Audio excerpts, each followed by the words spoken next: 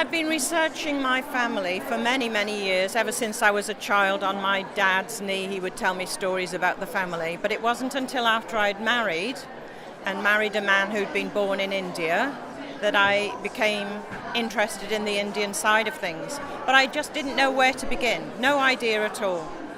And then I joined a family history club, I suppose, in the village where I live, and came across some old magazines. And in the back pages of there, in very small print, I saw an advert for FIBIS.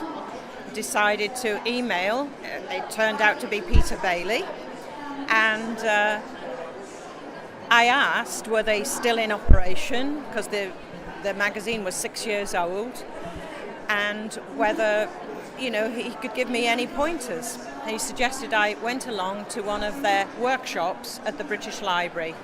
And it was an eye-opener, really, because I realised that, it wouldn't be that difficult to join the library and maybe get started on all the documents that they have there. It wasn't quite so scary as I thought, and I didn't feel quite so much at sea.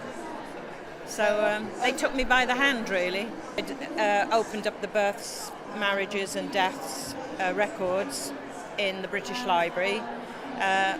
Just filling in names, dates, and it escalates, really. Once you've got one little bit, it leads to another door opens. And usually when one is doing research in the library, there's someone from FIBIS sitting there and also working, and you get to recognise all the old faces, and they'll give you a hand when you're stuck, even to how to work the photocopiers and things like that.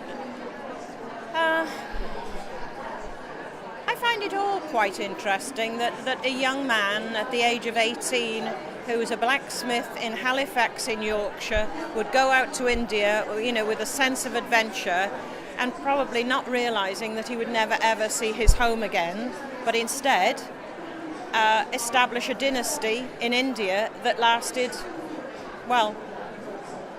over 100 years, 150 years.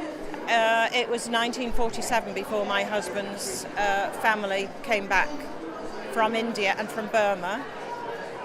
But we've also uncovered the story of a Thai princess promised to the King of Thailand, who fell in love with an Italian photographer, and so they had to leg it over the border into Burma, and then they stayed in Burma and established one branch of the family there. So everything is really fascinating, and we've been able to go to India and to Burma and walk in their footsteps, really.